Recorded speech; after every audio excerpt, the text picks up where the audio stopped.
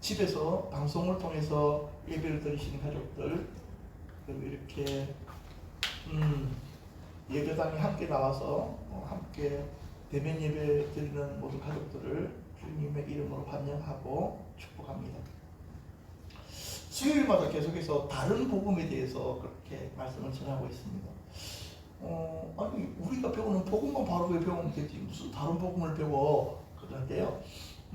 이 시대가 그 정도 영적으로 혼란하기 때문에 이 시대에 지금 들려지고 있는 복음이 진짜 복음인지 아닌지, 이단들은 왜 이렇게 말을 전하고 있는지에 대한 지혜스러움이 없다면 그들에게 쉽게 이렇게 빠져들어갈 수가 있더라는 것입니다. 그래서 이 수요일은 좀 이단들이 사용하는 성경 구절을 통해 가지고 그들은 왜 이렇게 쓰고 있으며 이 성경 말씀은 진짜 참 뜻은 어떤 뜻인지 그것을 이렇게 찾아가 보는 시간들을 가지고 있습니다. 제가 이렇게 설교를 쭉 지나가면서 생각하면서 이거 동영상을 좀 남겨놔야지 다음에 그냥 좋겠다는 생각들을 좀 했는데 지금 우리가 이게 찍고 있는 것을 동영상으로 이렇게 저장을 할 수가 있습니까? 네. 2단 교리 한 부분부터는 지금 아직 남아 있을 거예요. 예, 3개월 지나면은 그렇다면은 좀 저장을 좀 시켜 주셔가지고 저한테 이렇게 좀 보내주시면 나중에 필요한 분들에게 이렇게 좀 드릴 수 있었으면 좋겠다 생각을 합니다. 오늘은 동방교리에 대해서 할 텐데요. 먼저 하나님의 교회에서 우리 오늘 다룰 성경 구절 말씀들을 어떻게 사람들에게 선전하고 있는지 한 3분 정도의 동영상을 하나 볼 수 있도록 하겠습니다. 네, 동영상 들어주십시오.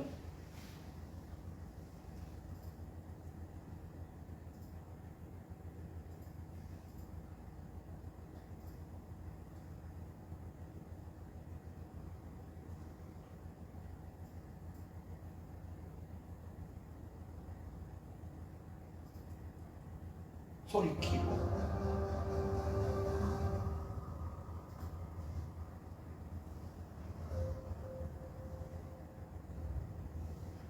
하나님께서는 마지막 때 동방에 구원자를 보내겠다고 예언하셨습니다. 내가 동방에서 독수리를 부르며 먼 나라에서 나의 모략을 이룰 사람을 부를 것이라. 동방의 독수리는 구원자께서 먼 동방나라의 사람으로 등장하시어 하나님의 모략인 구원의 역사를 이루신다는 예언입니다. 그러나 회방자들은 사체를 먹는 독수리를 하나님으로 해석해서는 안 된다며 성경을 부인하고 있습니다. 성경을 살펴보면 다양한 비유를 통해 하나님의 성정을 알려주고 있음을 발견할 수 있습니다. 성경의 비유는 인간이 이해하기 쉽도록 특징을 인용한 것입니다. 그러므로 비유된 동물에서 하나님의 거룩함을 찾으려는 의도는 억지입니다. 성경은 하나님을 사자로 표현하기도 하고 때로는 어린 양으로 비유하기도 합니다. 포도나무와 성전으로도 표현합니다. 사체를 먹는 동물에 하나님을 비유하는 것이 불가하다면 움직이지 못하는 포도나무나 성전을 하나님으로 표현하는 것도 불가합니다. 사체를 먹는 독수리에 하나님을 비유하면 안 된다는 회방자들의 주장은 이치에 맞지 않습니다.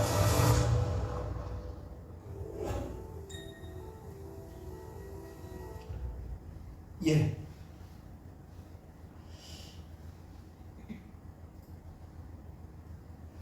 여러분들이 지금 하나님의 교회에서 만든 안상홍을 갖다가 하나님으로 보시는 하나님의 교회, 지금 이제 여자 하나님이 나타나가지고 하고 있는 그쪽에서 만든 동영상입니다. 저는 이단들이 만드는 동영상을 볼 때마다요, 돈 좀 들였겠다, 잘 만들었네. 나도 이런 거 좀 이렇게 좀 멋있게 만들어가지고 우리의 참된 복음을 좀 이렇게 인터넷에 올렸으면 얼마나 좋을까라는 그런 생각만 마음에 품고 있습니다. 오늘은 동방교리를 다룰 텐데요. 동방교리는 다른 것이 아니고 동방에서 그렇죠 구원자가 온다 그런 교리를 이야기하는 것인데요. 박태선, 문선명, 이만희, 정명석, 안상홍 점점점점 수많은 한국에 있는 모든 이단 교주들은요 이 동방교리를 사용을 한답니다. 오늘 제가 말씀드리는 이 성경 구절을 가지고 강조하는 부분이 있다면, 제가 설명하는 것 외에 다른 식으로 설명하고 있다면 이단일 가망성이 99% 이상입니다. 만약 정상적인 교회에서 어떤 목사님이 이 구절을 이런 식으로 해석하고 있다면 그분들은요 잘못된 데서 잘못 배운 것입니다. 그런 식으로 성경을 해석해서는 안 됩니다. 그래서 오늘 동방교리에 대해서 말씀을 좀 전하려고 하는데요. 동방교리에서 오는 근거, 동방에서 오는 구원자라는 뜻입니다. 자, 그런데 이 동방교리를 하기 전에 아주 재미있는 거는요, 통일교에서는요 이제 이 동방교리를 어떻게 설명하면 유대인의 단지파가 한국에 와서 단군이 되어졌다. 혹시 이런 이야기 들어보셨습니까? 그래서 우리 한민족이 이스라엘 민족이야. 그래서 예수님께서는 이스라엘에 초림 때는 이스라엘 민족으로 오셨잖아요. 그렇죠? 재림 때도 우리 한국이 이스라엘 민족이기 때문에 우리나라에 예수님께서 사람의 몸을 입고 나타나신다. 그 사람의 몸을 입고 나타난 땡땡땡이 바로 메시아다. 내가 메시아다. 이렇게 이야기를 한다는 것입니다. 그래서 우리나라에 나오던 아까 말했던 문선명부터 박태선 전부 다 이 구절을 가지고 자기가 마지막 시대에 온 세계를 구원할 구원자라고 그렇게 소개를 했습니다. 그런데 제가 답답한 게요, 거기에 속은 사람들이 숫자가 한두 명도 아니고요, 네, 엄청 많더라는 것입니다. 너무나도 신기하지 않습니까? 근데 이 단지파 이론은요 완전히 허구고 사기거든요. 왜 그러냐면 단군 시대가 기원전 2300년대입니다. 그런데요 단지파의 이동 사건은요 BC 1600년경이에요. 그러니까 단군 시대가 더 오래됐다는 거예요. 500년이나. 그러니까 단지파가 한국에 와가지고 단군이 됐다는 말이 옳다고요? 아니면 말도 안 되는 뻥이라고요? 말도 안 되는 뻥이라고요. 세계사만 조금만 확인해 보면은 금방 드러날 거짓말을 그들은 그렇게 천정덕스럽게 한 거예요. 근데 그걸 듣고서도 사람들이 아멘 했네? 바보야 뭐야. 근데요 한번 이단인 교주의 말에 미혹되기 시작하면요 진짜처럼 돼요. 그게 문제라니까. 저 바보들이 어떻게 저런 이야기를 듣고 앉아있나? 그 자리에 가서 앉아있으면요 그렇게 돼요. 그 자리에 앉아있지 않게 된 여러분들이 하나님께 감사하셔야 돼요. 여러분이 똑똑해서가 아니고요 이런 말은 뭐하지만 신천지가 사람들을 전도하면서 보고요 별로 도움이 안 되게 지금 전도를 안 해요. 여러분들이 신천지에게 뭔가 접촉이 안 됐다는 말은 그들이 볼 때 별 그렇게 도움이 안 된다 생각해서 피해간 거라고요. 참 너무나 어리석잖아요. 단지파하고 단군하고 단자가 똑같다고 해서 똑같다라고 설명할 때 맞다고 생각하면 그냥 기적적인 논리 아니겠습니까 여러분? 동방교리의 핵심은요 동방에서부터 뭐가 온다고요? 구원자가 온다는 교리입니다. 그들이 사용하는 성경 구절이 바로 이사야서 41장 2절과 3절입니다. 누가 동방에서 사람을 일깨워서 공의로 그를 눌러 자기의 발 앞에 이르게 하였느냐? 열국을 그의 앞에 넘겨주며 그가 왕들을 다스리게 하되. 그렇게 했습니다.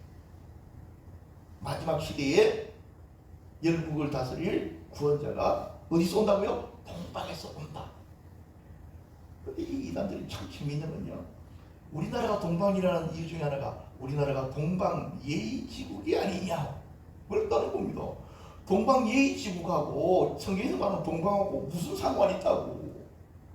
아무 상관없거든요. 그러니까 동방이라는 말이 똑같기 때문에 우리나라가 동방이라고 설명해요. 야, 동방 해 뜨는 나라. 그래서 동방이라는 말이 또 있잖아요. 그렇죠? 이거는 이사야서 46장 11절에 내가 동방에서 독수리를 부르며 먼 나라에서 나의 모략을 이룰 사람을 부를 것이라 내가 말했은즉 정령 이룰 것이요 정령하여서 정정행하리라. 요건 밑에 거는요. 지금 이거는 좀 개역 성경하고 다른 것을 이렇게 설명해요. 자, 뒤로 넘어가면요. 여기서 보면 동방, 땅끝 이런 말이 이렇게 나옵니다. 자, 그런데 이 사람들이 해돋는 것, 전 동방은 어떤 곳이라고 이야기합니까? 해돋는 곳이라 생각하잖아요. 우리나라가 해 뜨는 민족, 백이민족 막 그러면서 요한계시록 7장 2절에 보면요. 또 보면 다른 천사가 살아계신 하나님의 인을 가지고 해돋는 데로부터 올라와서 이 해돋는 데를 어디다 연결시키냐니까 동방이라는 것과 연결시켜버립니다. 이곳에서 어떤 일이 벌어집니까? 인치는 일들이 벌어진다. 그러니까 우리 한국 땅에서 예? 구원자가 나타나서 구원받을 사람들에게 인쳐주는 역사가 나타난다. 이렇게 이야기하는 것이 신천지. 장막 성전. 주로 이제 그런데 천부교 이런 데들이 다 요 구절을 가지고 그렇게 설명을 하는 것입니다. 그리고 이 땅끝이라는 말을 또 합니다.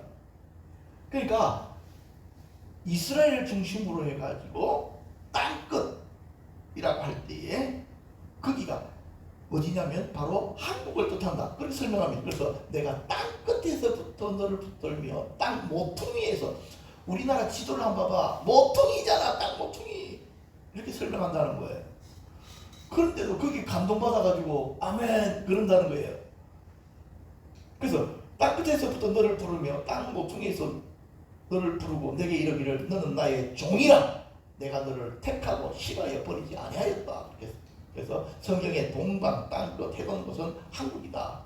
그래서 동방의 메시아를 오신 구원자 땡땡땡이 이 시대의 메시아다. 그렇게 요 논리를 가지고 설명을 하게 되는 것입니다. 이런 식으로 설명하면 이거는 순도 100%의 이단입니다. 가감없이 이단이 맞습니다. 어찌됐든지 이사야서 42장 말씀을 가지고 동방에 쏘는 독수리 이야기를 가지고 자꾸만 강조하면요 그 사람들이 이단 맞습니다. 특히 한국판 이단들이 다 그렇습니다. 자, 그런데 한번 보십시다. 동방교리 반론, 성경에서 방향 표식을 하잖아요. 성경에서 방향 표식은요 어디가 중심입니까? 이스라엘을 중심으로 해가지고 이스라엘 북쪽은 시리아, 남쪽은요 애국, 서쪽은 지중해, 동쪽은 바벨론입니다. 성경에서 말하는 동방은 대한민국을 이야기하는 것이 아니고 어디를 이야기한다고요? 바벨론을 이야기하고 있다고요. 자, 보십시오. 여기 창세기 11장 2절에 보면요 바벨탑 사건이 있잖아요. 그렇죠? 바벨탑. 이게 그들이 어디로 옮기다가 동방으로 옮기다가 시나이 평지를 만나서 거기서 뭘 졌습니까? 바벨탑을 졌잖아요. 그러니까 동방이 어디라고요? 바로 바벨론이 있는 곳. 그것을 이스라엘에서는 뭐라고 불렀다고요? 동방 이렇게 불렀다. 이해되시죠? 그렇죠? 그런데 거기다가 왜 우리 한국을 끼워 넣는다고? 그 시대에는 한국이라는 나라를 갖다가 유대인들이 알았을까요? 몰랐을까요? 몰랐습니다. 우리도 그들을 몰랐고요. 그들도 우리를 몰랐어요. 너무너무 웃기잖아. 그래서 이 동방, 이제 동방이 우리나라가 아니라는 사실을 여러분들이 어떻게 이해하시면 되냐 이런 거예요. 그러면 그들 이론대로 동방이 한국이다. 그러면 한번 보십시오, 여러분. 창세기 11장 2절에 그들이 동방으로 옮기다가 시날 평지를 만나 거기서 거류하며 동방이 한국이라면 대한민국에 뭐가 세워져 있어야 되니까? 바벨탑이 세워져 있었어야 돼. 맞지, 그치? 자, 그러면 그 밑에 구절 한번 보십시다. 민수기 2장 3절에 동방 해돋는 쪽에 진칠자는 그 진영별로 유다의 진영의 분기에 속한 자라. 유다 자손의 지휘관은 아미나답의 아들 나손이요 동방이 한국이라면 우리나라가 유다 지파인가? 지금 제가 하는 말이 무슨 말인지 이해가 되세요? 아니 이해가 안 되는데 되는 척 하지 말고,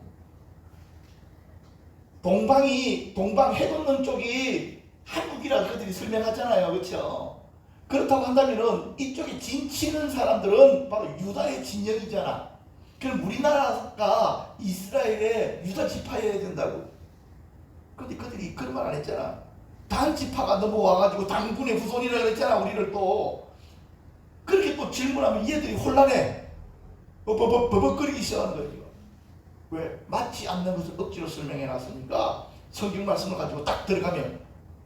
몇 개 더 볼까요? 성경에 동방이라는 말이 많이 나와 있을 거 아니에요, 그렇죠? 성경은 통일성이 있는 거거든요. 그렇기 때문에 그들이 동방이 우리나라라고 이야기한다면 성경이 나오는 동방들을 찾아서 그것이 한국을 가르치는지 확인만 해보면 동방이 말도 안 되는 이론이라는 것을, 동방교리가 말도 안 되는 교리라는 것을 금방 알게 되는 거예요. 욥기 1장 3절에 보면요, 그의 소유물은 양이 7,000마리요 낙타가 3,000마리요 소가 500개리요 암나귀가 500마리며 종도 많이 있었으니 이 사람은 동방 사람 중에 가장 훌륭한 자라.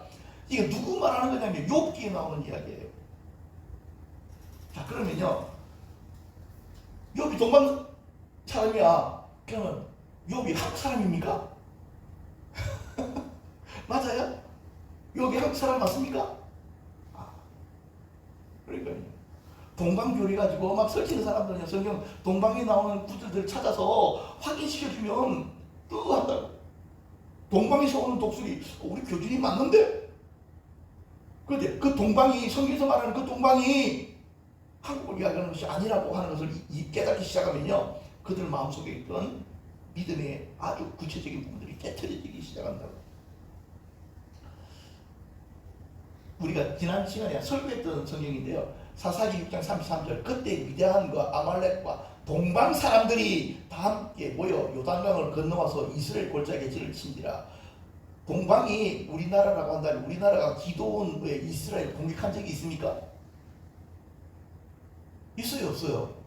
그래 웃기잖아. 지금 여러분들 봐도 지금 말도 안 되는 이야기잖아, 그치? 이렇게 한번 배우고 나면 동방교리를 절대 속지 않습니다. 거기 빠져있는 사람이 얼마나 바보 같으면 확인 한 번만 해보면 알 수 있는 거를 확인을 안 한다. 한두 가지만 더 볼까요? 마태복음 2장 1절, 헤롯한테 예수께서 유대 베들레헴에 나심에 동방으로부터 박사들이 예루살렘에 이르러 말하되, 이 동방 박사가 한국 사람입니까? 여러분 잘 아시네, 동방 박사. 이전에 통일교에서 어떤 강사들이 실제로는 이런 이야기까지 했어요. 마태복음에 나오는 동방 박사는 신라 사람임에 틀림이 없습니다. 신라 사신들이에요. 막 이딴 소리까지 했다니까요, 진짜. 정신병자들이. 근데 요즘에는 그런 이야기 안 합니다. 요즘에는 그런 이야기 안 하는데, 옛날에는 한때 그랬다는 거예요. 동방 박사가 신라에서 보낸 사신들이라고.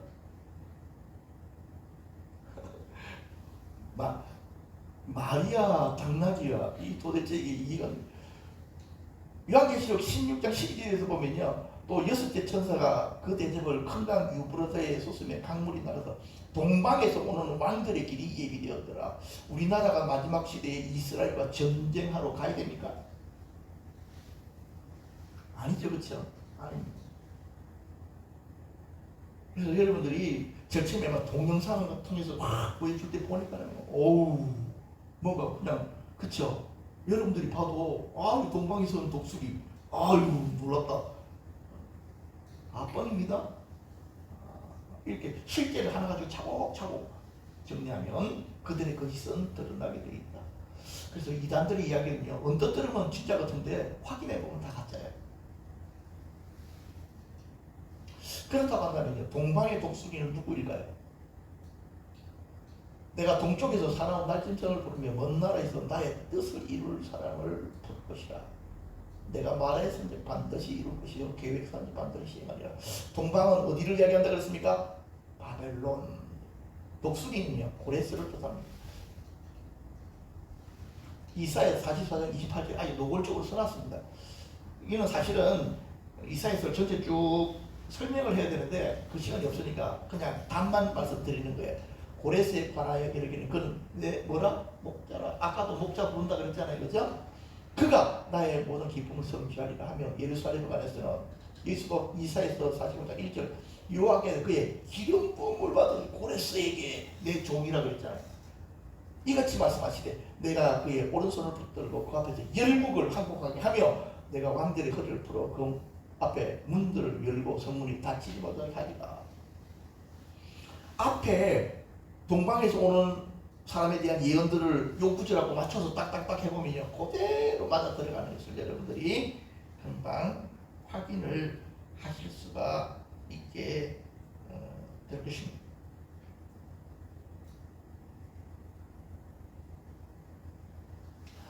한 가지 예언만 말씀을 드리고 오늘 말씀을 이렇게 정리하려고 하는데요. 제가 이제 이단 상담에 대해서 이제 공부하러 갔을 때 진용식 목사님이라는 분이 우리 한국 이단의 가장 대표적인 분이세요. 그분이 이제 이 동방교리를 설명을 하시면서 자기가 실제로 경험했던 이야기를 이렇게 하시는 거예요. 부인이 안상홍 정인을 5년 동안 다녔대요. 그래서 남편이 이단이라는 안상홍 정인의 하나님의 교회가 이단이라는 소리를 듣고 이제 부인을 갖다가 이단 상담소 가자. 그렇게 하는데 그 부인이 난 죽어도 안 간다. 그렇게 해서 어쩔 수 없이 이 남편 혼자 이단 상담소 와가지고 어떻게 하면 되겠습니까? 어떻게 하면 우리 부인을 갖다가 하나님의 교회에서 빼낼 수가 있겠습니까? 그랬을 때 그때 바로 지금 내 앞에 강의한 부분이 있잖아요. 이 부분들을 갖다가 차곡차곡 설명을 해준 거예요. 성경에서 동방이라는 글자를 갖다 전부 다 찾아라. 그리고 그 동방이 우리 한국을 뜻하는지 어디를 뜻하는지를 그 부인에게 보여줘라 그랬다는 거예요. 그래서 이 양반이 자기 집에 가가지고 자기 부인한테 앉혀놓고 야 동방이 한국이 맞아? 그 부인이 뭐라고 이야기했겠어요? 맞지. 독수리가 누구야? 그랬더니 독수리는 우리 안상홍 하나님이지 그러더라는 거예요.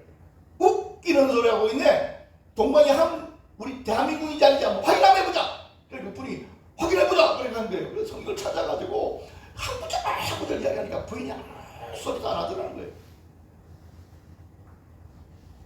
그런데 이 여자가 남편한테 이제 말해서 안 되니까 하나님의 교회 가가지고 자기를 가르쳤던 사람한테 성경을 펴놓고 우리 남편이 이런 식으로 이야기하는데 어떻게 이야기해 줘야 되냐고 질문한 거야.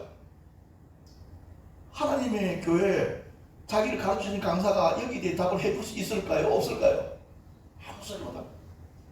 그래서 그랬다는 거예요. 지금 우리 남편이 이것 가지고 하나님의 교회에서 가르치는 교리가 가짜라고 하는데 내가 도저히 참을 수가 없으니까 이 동방의 하나님 우리나라인 것을 설명을 해달라고. 그럼 이 양반이 뭐 핑계대고 가버리더라는 거예요. 그때서야 이 여자가 깨달은 거야. 이 양반이 답을 못하는구나.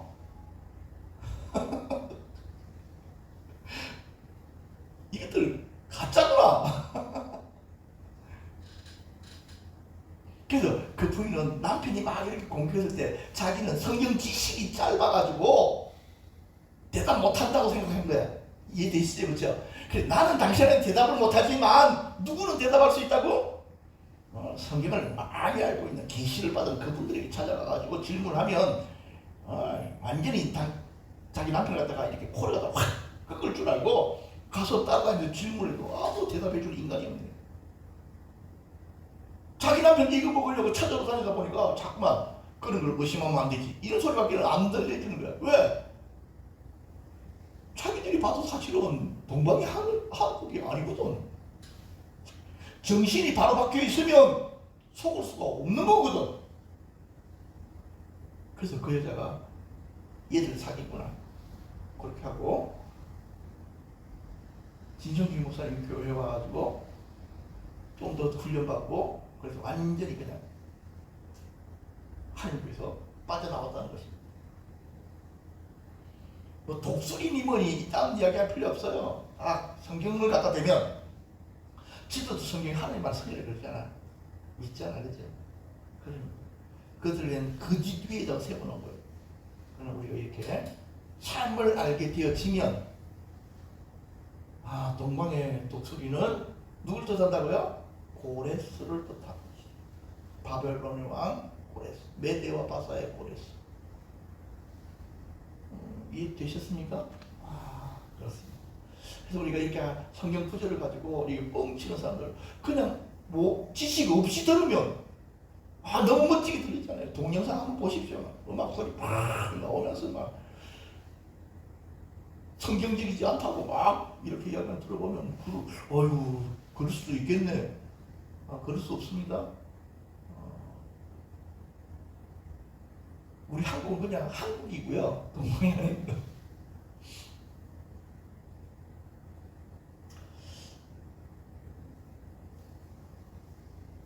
오늘 말씀은 여기까지 하고요. 이 시간 우리 다 같이 한번 기도하겠습니다. 지금 한국교회 영적인 체력이 굉장히 다운이 되어져 있습니다. 코로나를 이렇게 지나면서 교회들이 함께 모여서 기도하지 못하고 함께 모여서 예배 드리지 못함으로 말미암아 영적인 체력이 굉장히 다운이 되고 있습니다. 그걸 회복해 하시는 분은 하나님이십니다. 그걸 회복하게 하는 것은 우리의 기도입니다. 우리가 기도할 때 교회가 영적인 체력이 회복되어지고 잃어버렸던 영적인 특성들이 회복되게 되어져 있습니다. 저도요 성도들을 만나보고 목사님들을 만나보면 너무 세속화되어 있다는 걸 느껴요. 너무나 메말라져 있다는 걸 느끼고 다른 사람을 볼 필요가 없어요. 나 자신을 봅니다. 뭐 다른 사람 말할 필요가 없지. 너무 메말라져 있는.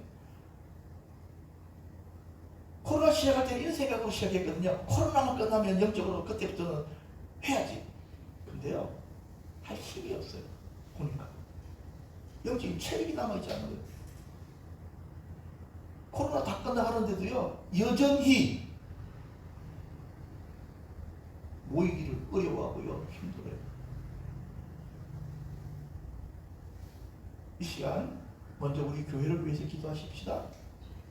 그리고 하나님께서 세우신 이 땅에 있는 교회들을 위해서 긍휼히 여겨 주시라고 오순절날 성령의 임하심처럼 그런 역사들이 다시금 회복되게 해달라고 이 시간 다 같이 한번 그렇게 기도하십시오. 기도하겠습니다.